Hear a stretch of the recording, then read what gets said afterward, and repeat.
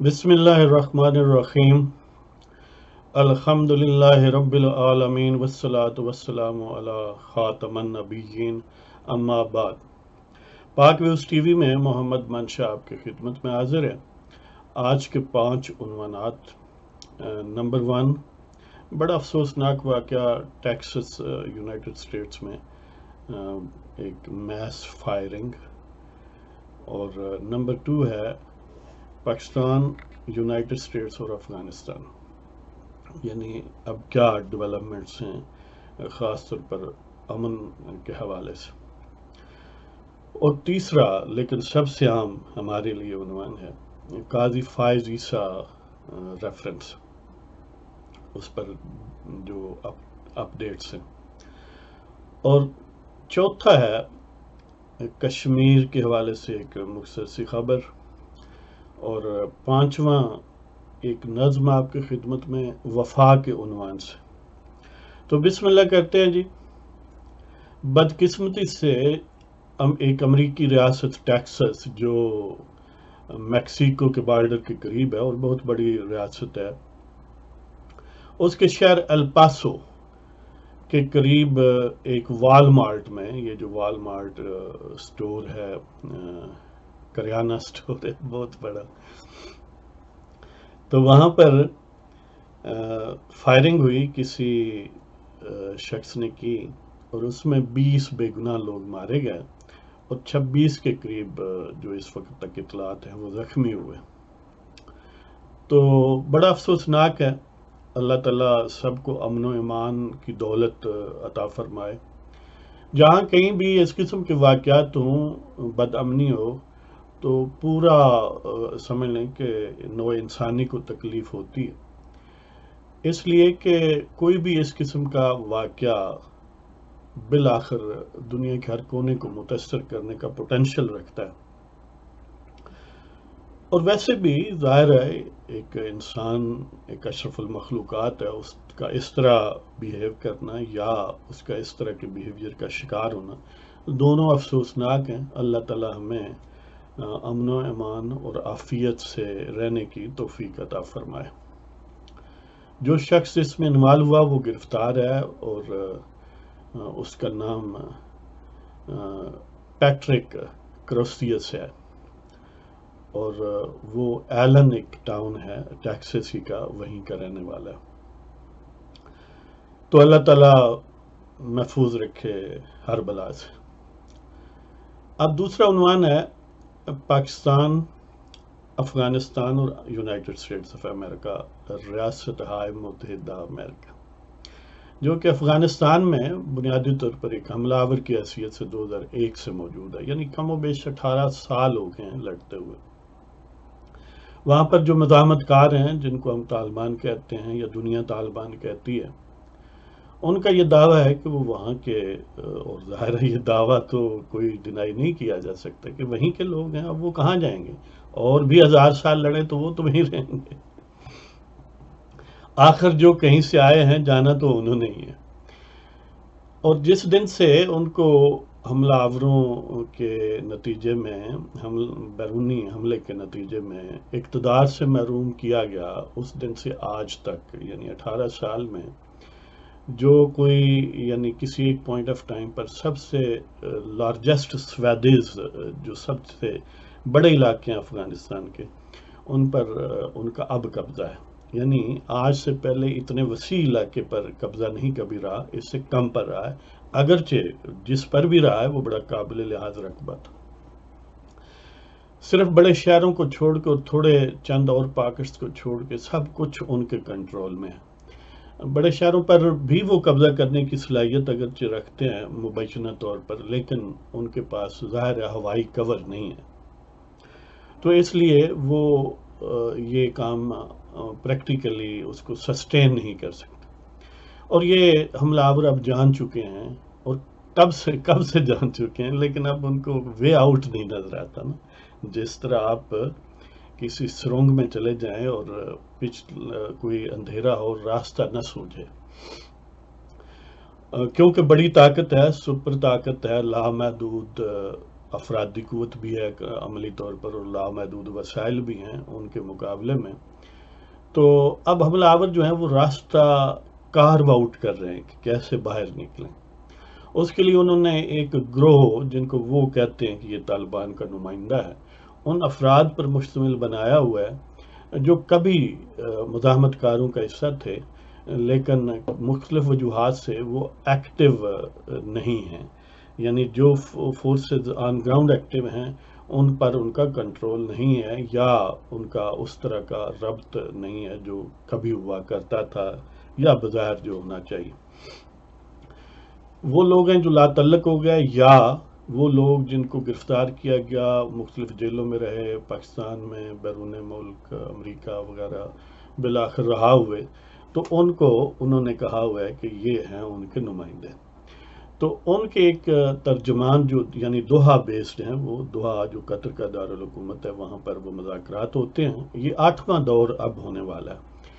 اس کے سلسلے میں وہاں جو بظاہر ان طالبان کا جو ترجمان ہے سہیل شاہین، اس نے بھی کہا ہے کہ مذاکرات ہونے والے ہیں، اور یعنی ایک سمجھ لیں کہ پر امید قسم کی ٹون میں کہا ہے. جبکہ دوسری طرف جو افغانستان کے حوالے سے امریکیوں کا بہت بڑا الچی ہے زلمے خلیل زاد، جو افغان نژاد ہے بنیادی طور پر، یعنی اصل میں افغان ہی تھا، لیکن وہ امریکہ وغیرہ میں آ گیا اور پھر ظاہر ہے انہی کا ہو گیا. تو وہ نیگوشیٹ کر رہا ہے، کبھی دوحہ جاتا ہے، کبھی کابل جاتا ہے، کبھی اسلام آباد جاتا ہے، اور ظاہر ہے امریکہ میں تو آتا ہی ہے. تو ابھی کل ہی کی بات ہے، وہ ہمارے محبوب وزیر اعظم سے بھی ملا،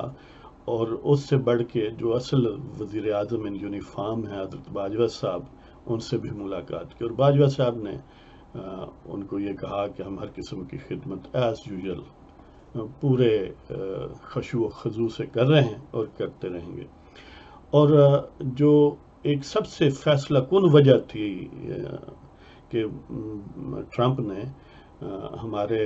وزیر اعظم کو چند منٹ عطا فرمائے وائٹ ہاؤس میں، اور اس کے ساتھ ہی ہمارے جو وزیر اعظم ان یونیفارم ہیں باجوہ صاحب، اور ان کے سمجھ لیں کہ شیخ الجاسوس حضرت فیض حمید صاحب، ان کو ٹائم جو عطا فرمایا تھا، وہ بنیادی طور پر اس کی ایک ہی سب سے فیصلہ کن وجہ تھی، وہ یہ تھی کہ افغانستان کے حوالے سے انہیں ایسا ماحول چاہیے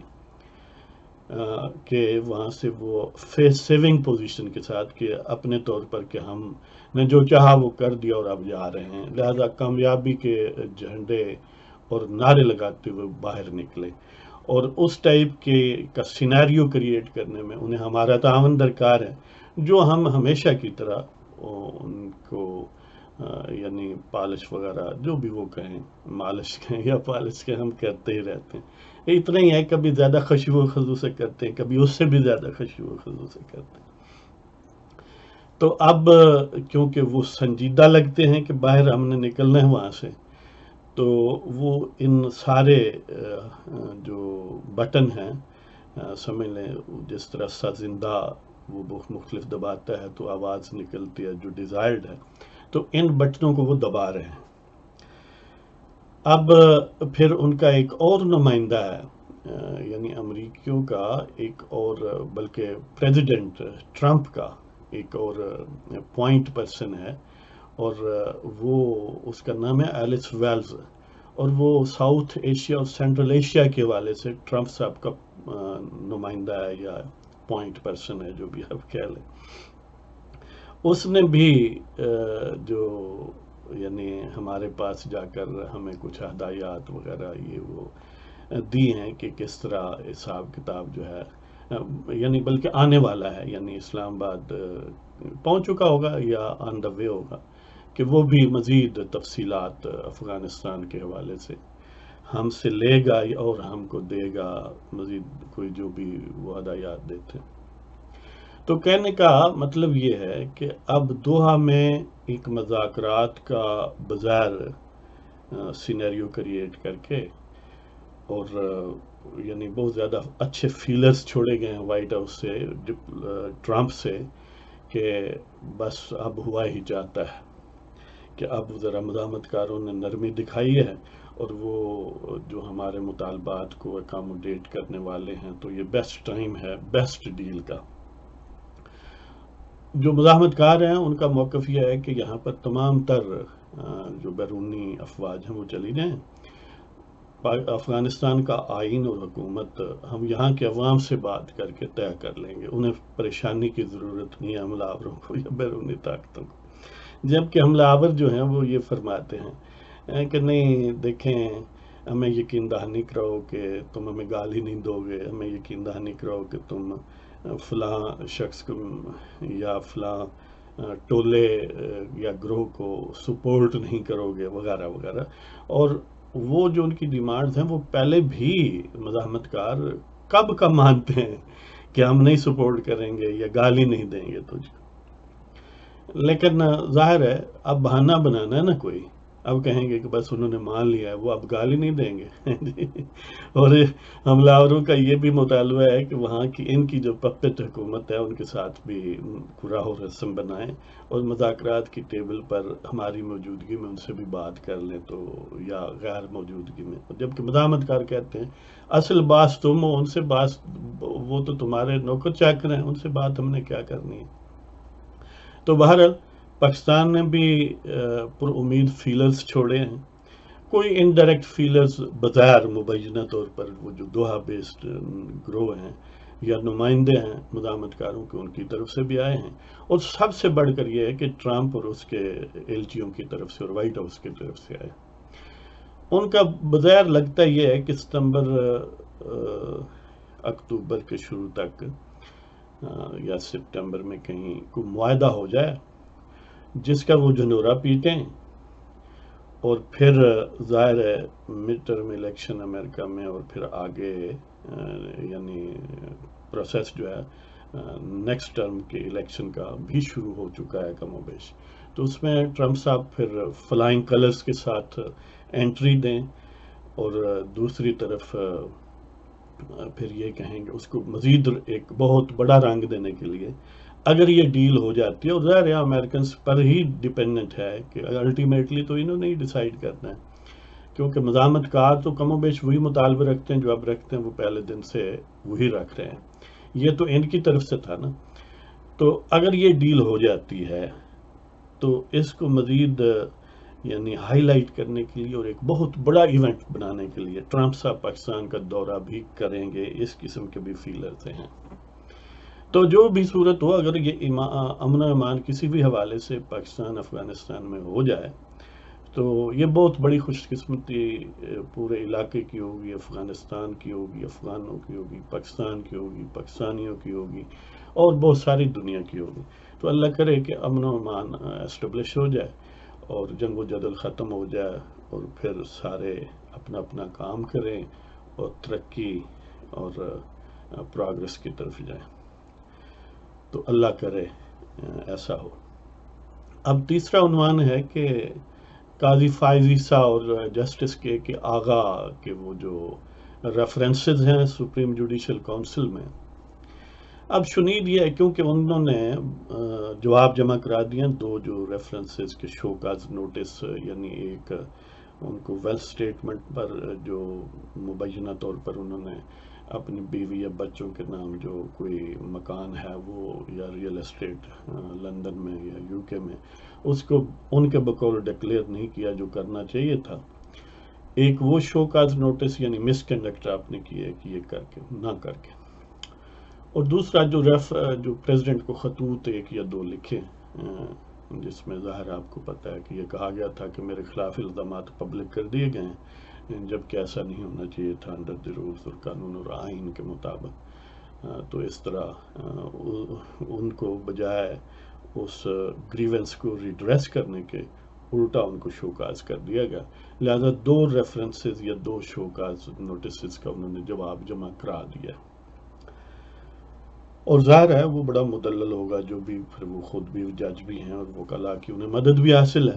لیکن اس سے آگے جو ڈیولپمنٹ ہے وہ بظاہر یہ نظر آ رہا ہے کہ ان کے جو مشیر ہیں فائز عیسیٰ صاحب کے وکلاء جو ہیں، ان کے خیر خواہ جو ہیں، وہ یہ چاہ رہے ہیں کہ آرٹیکل یعنی آئین پاکستان جو ہے اس کے آرٹیکل 184 کا جو سب آرٹیکل 3 ہے اس کے تحت ایک پٹیشن دائر کریں. یعنی یہ وہی آرٹیکل ہے جس کے تحت اکثر ڈائریکٹ سپریم کورٹ میں پٹیشنز دائر کر کے لوگوں کا تیا پانچا بھی کیا گیا اور جن کو فیور دینی تھی ان کو فیور بھی دی گئی. تو اس کے تحت ایک پٹیشن دائر کرنے پر وہ مشورہ دے رہے ہیں کہ پٹیشن دائر کریں کہ یہ میلافائڈی ریفرنسز ہیں، یہ بدنیشتی پر مبنی ہیں اور ویل فاؤنڈیڈ نہیں ہیں، اور اس کی بہت بڑی نظیر یعنی پریسیڈنٹ پہلے موجود ہے کہ جسٹس افتخار چودھری کے خلاف اسی آرٹیکل کے تحت پٹیشن دائر ہوئی تھی جس نے ان ریفرنسز کو نلیفائی کر دیا تھا. تو سپریم جوڈیشل کونسلز کی پروسیڈنگز کی پھر ضرورت ہی نہیں رہی تھی. تو اس پریسیڈنٹ کو بھی شامل رکھیں اور وکلاء کے مشورے کو بھی. تو موسٹ پروبیبلی آئندہ چند دنوں میں جو قاضی فائز عیسیٰ ہیں وہ 184(3) کے تحت پٹیشن دائر فرمائیں گے، اور اس کے علاوہ جو پاکستان بار کونسل کے بڑے نامور سابق صدور ہیں، مثلا رشید رضوی صاحب ہیں، کامران مرتضیٰ ہیں، باقی بڑے عام وکلاء ہیں، انہوں نے بھی یعنی یہ مشورہ بھی دیا، بلکہ باقاعدہ قرارداد جو ہے وہ پاکستان بار کونسل کے حوالے سے وائس چیئرمین جو ہے امجد شاہ، انہوں نے ان لوگوں کو بھیجی ہے کہ اس کے تحت اس کو چیلنج کیا جائے، ریفرنسز کو سپریم کورٹ میں براہ راست پٹیشن فائل کر کے چیلنج کیا جائے. اور اس کے علاوہ جب یہ کر دیں گے، یعنی قاضی فائز عیسیٰ صاحب پٹیشنر کی حیثیت سے ظاہر اپنے وکلاء کے ذریعے پٹیشن فائل کر دیں گے، پھر اس کے آفٹر میتھ کے طور پر یا اس کے فالو اپ کے طور پر پاکستان بار کونسل یا باقی جو وکلاء ہیں سپریم کورٹ بار ایسوسی ایشن کے حوالے سے، وہ بہت سارے لوگ ریڈی ہیں کہ ہم بھی پٹیشن دائر کریں گے اسی کی سپورٹ میں یا اسی کم و بیش معانی میں. تو دیکھیں آئندہ ملٹیپل پٹیشنز چند دنوں میں آنے کا قوی امکان ہے 184(3) کے تحت، جس میں ان ریفرنسز کو چیلنج کیا جائے گا. اور پھر ظاہر ہے اس کی بڑی آگے تفصیلات ہوں گی کہ جب وہ بینچ بنتا ہے اور بینچ میں پھر یہ 5 ججز تو نہیں ہونے چاہیے، اور ان میں سے ایک تو جج صاحب جو ہیں وہ شاید شیخ عظمت سعید صاحب، مجھے کنفرم نہیں ہے، بہرحال ان میں سے ایک جو ہے وہ آئندہ 2-3-4 ہفتوں میں ویسے ہی ریٹائر ہو جائے گا. تو گویا 5 جج جو سپریم جوڈیشل کونسل کے ممبر ہیں انہیں تو حق نہیں پہنچتا. یا اگر فائز عیسیٰ کو، کیونکہ بنیادی تو قضیہ یہ ہے جو ہڈن فورسز ہیں یا اصل فورسز ہیں، کہ قاضی فائز عیسیٰ کو چیف جسٹس نہ بننے دیا جائے، کیونکہ اگر وہ موجود رہتے ہیں تو موجودہ کنفیگوریشن اس طرح کی ہے کہ ججز اس طرح ریٹائر ہوں گے کہ جب نیکسٹ الیکشن ہے این پیک پر الیکشن ہوگا اور چیف جسٹس آف پاکستان قاضی فائز عیسیٰ بن جائیں گے، اور وہ اس پاسبلٹی کو روکنا چاہتے ہیں، پریمپٹ کرنا چاہتے ہیں. لہٰذا ایک پہلے تو یہ 5 ججز کو آؤٹ ہونا پڑے گا، بینچ میں یہ شامل نہ ہوں، اور دوسرا وہ جو اس سے مستفیض ہوں گے اگر قاضی فائز عیسیٰ کو درمیان سے نکال دیا جائے تو جو جج چیف جسٹس بننے کا براہ راست جو بینیفیشری پوٹینشیل ہیں ان کو بھی یعنی فارغ ہونا پڑے گا اس بینچ کے حوالے سے، وہ بھی نہیں شامل ہو سکتے اگر اخلاقیات اور قانون اور آئین کے تقدس کو سامنے رکھیں. تو ویسے اگر سکھا شاہی کرنی ہو تو پھر کیا، تو ہمارے لیے اگر 6 جج چلے جائیں تو پھر وہ جو گینگسٹر ٹائپ کے جج ہیں نا، جو طاقتور فورسز منہ زوروں کے گویا ٹولز ہیں جو اوزار کی طرح کام کرتے ہیں، وہ آؤٹ ہو جائیں گے، اور پھر پاسبلٹی قاضی فائز عیسیٰ کے حق میں فیصلہ ہونے کی بہت زیادہ ہوگی. تو دیکھیں کیا بنتا ہے. اور جو قاضی فائز عیسیٰ کی ٹیم وکلاء کی ہے، موسٹ پروبیبلی اس کی قیادت حامد خان کریں گے جو پی ٹی آئی کے بڑے سٹالورٹس ہیں، آپ کو پتہ ہی ہے، تھے یا ہیں جو بھی آپ کہہ لیں.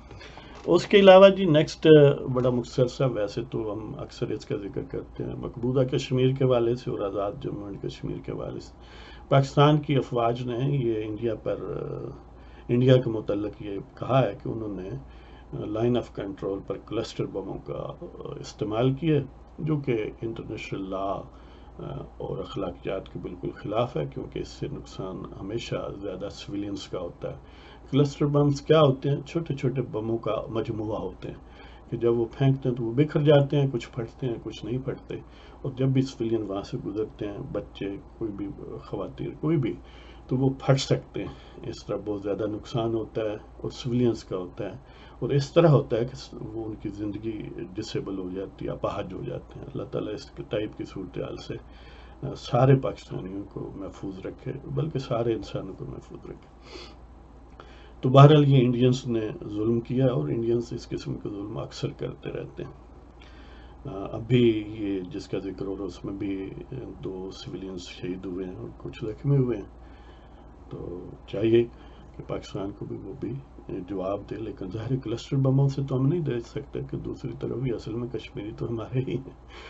تو اللہ تعالیٰ محفوظ رکھے جی، اور امن عطا فرمائے ہمیں بھی اور سب کو بھی۔ اب آخری حصہ آتا ہے وہ جو ایک نظم آپ کی خدمت میں ہم پیش کرنا چاہتے ہیں، اس کا عنوان ہے وفا۔ تو آپ کی خدمت میں عرض کرتا ہوں جی۔ کچھ ہیں وفا کو جن سے بازار سمجھتے ہیں۔ آج کل وفا یا ضمیر فروشی یا وفا فروشی یا بے وفائی کا بڑا ذکر ہے، تو اس حوالے سے کچھ ہیں وفا کو جن سے بازار سمجھتے ہیں، یعنی وفا کو ایسی چیز سمجھتے ہیں جو بازار میں خریدی یا فروخت کی جا سکتی ہے۔ تو کچھ ہیں وفا کو جن سے بازار سمجھتے ہیں، جھکتے ہیں وہ جہاں زردار سمجھتے ہیں، یعنی دولت مند لوگوں کو سمجھ۔ کچھ ہیں وفا کو جن سے بازار سمجھتے ہیں، جھکتے ہیں وہ جہاں زردار سمجھتے ہیں۔ یہ زرداری کی بات نہیں ہو رہی، زردار مینس کہ کوئی بھی ویلدی گروہ، دولت مند گروہ یا افراد۔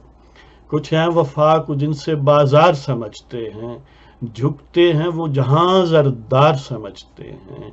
کم تر دل طاقت سے مرعوب ہوتے ہیں، کم تر دل طاقت سے مرعوب ہوتے ہیں، پکڑے ہاتھ جس سے زوردار سمجھتے ہیں۔ یعنی عام طور پر بے ضمیری 2 وجوہات سے ہوتی ہے۔ ایک تو ظاہر ہے کسی کے ڈی این اے میں یہ ہو تو وہ تو مجبور ہے کسی بھی محرک کے بغیر بھی شاید وہ یہی کرے گا کہ کمینہ ہے نا بائی فطرت۔ لیکن عموماً انسان جو ہیں وہ محرک کے اگینسٹ ہی کوئی بھی کام کرتے ہیں، کوئی سٹیمولنٹ ہوتا ہے جس کی وجہ سے ایکشن یا ری ایکشن کرتے ہیں۔ تو عام طور پر 2 فیکٹر سمجھے جاتے ہیں، ایک یہ ہے کہ لالچ میں آ جائیں، دوسرا یہ ہے کہ خوف زدہ ہو جائیں، کوئی ڈرائے دھمکائے تو وہ بے وفائی یا ضمیر فروشی کر گزرتے ہیں یا غداری کر گزرتے ہیں۔ تو کچھ ہیں وفا کو جن سے بازار سمجھتے ہیں، جھکتے ہیں وہ جہاں زردار سمجھتے ہیں۔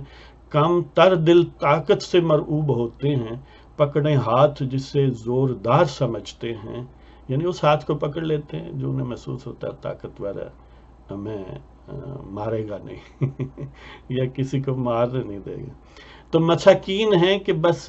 بہہ ہی جاتے ہیں، یعنی ان میں سے جو بھی دونوں کا یہ ایک اشکال ہو تو گویا مسکین ہے اخلاقی نقطہ نظر سے۔ مساکین ہیں کہ بس بہہ ہی جاتے ہیں، جس سمت وقت کی دھار سمجھتے ہیں۔ یعنی غریب اس حوالے سے نہیں کہ دولت مند جو نہ ہو، یعنی وہ شخص جو خوف زدہ ہو جائے، جس کا دل کمزور ہو، ضمیر کمزور ہو یا لالچ زدہ ہو جائے،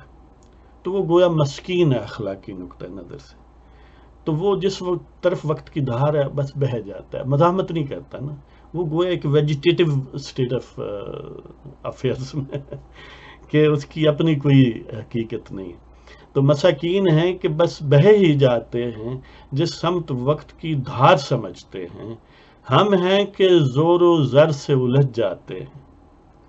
ہم ہیں کہ زور و زر سے الجھ جاتے ہیں، سر کا بہتر مصرف بردار سمجھتے ہیں۔ یعنی سر جو ہے اس کا خرچ کرنے کی جگہ یا اس کو گنوانے کی جگہ یا اس کو استعمال کرنے کی جگہ الٹیمیٹ یوز اس کا دار پر یعنی سولی پر، دوسرے لفظوں میں اس کو قربان کر دینا اس کا مصرف ہے۔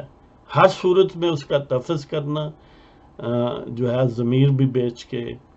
اپنا ایمان بیچ کے، اپنا وقار اور عزت بیچ کے ہر صورت میں بچانے کی چیز نہیں ہے کبھی دینا پڑتا ہے، اور جو دینے پر اتر آتے ہیں وہ پھر جانتے ہیں اس کا کیا مزہ ہے، کہ ہم ہیں کہ زور و زر سے الجھ جاتے ہیں، سر کا بہتر مصرف باردار سمجھتے ہیں، اور در یار پہ جان دینے کو حیات کہتے ہیں۔ وہ کہتے ہیں نا کہ شہید کی جو موت ہے قوم کی حیات ہے، تو در یار پہ جان دینے کو حیات کہتے ہیں، یعنی جان بچانے کو نہیں، جان دینے کو حیات کہتے ہیں۔ در یار پہ جان دینے کو حیات کہتے ہیں، بے وفائی کو ہم اپنی ہار سمجھتے ہیں۔ یعنی ہار یہ نہیں ہے کہ آپ وہاں شہید ہو گئے نا، ہار یہ ہے کہ آپ اپنے ضمیر کو بیچ ڈالیں، خوف زدہ ہو جائیں، لالچ زدہ ہو جائیں، تو وہ بزدلی، وہ لالچ، یہ اصل میں ہار ہے۔ تو بے وفائی کو ہم اپنی ہار سمجھتے ہیں۔ کچھ ہیں وفا کو جن سے بازار سمجھتے ہیں، جھکتے ہیں وہ جہاں زردار سمجھتے ہیں، کم تر دل طاقت سے مرعوب ہوتے ہیں، پکڑے ہاتھ جسے زوردار سمجھتے ہیں، مساکین ہیں کہ بس بہے ہی جاتے ہیں، جس سمت وقت کی دھار سمجھتے ہیں، ہم ہیں کہ زور و زر سے الجھ جاتے ہیں، سر کا بہتر مصرف بردار سمجھتے ہیں، در یار پہ جان دینے کو حیات کہتے ہیں، در یار پہ جان دینے کو حیات کہتے ہیں، بے وفائی کو ہم اپنی ہار سمجھتے ہیں، در یار پہ جان دینے کو حیات کہتے ہیں، بے وفائی کو ہم اپنی ہار سمجھتے ہیں۔ اور اسی کے ساتھ آپ کی اجازت چاہتا ہوں۔ خدا حافظ۔ پاکستان زندہ باد، وما علینا الا البلاغ المبین۔ زندہ یار، صحبت باقی۔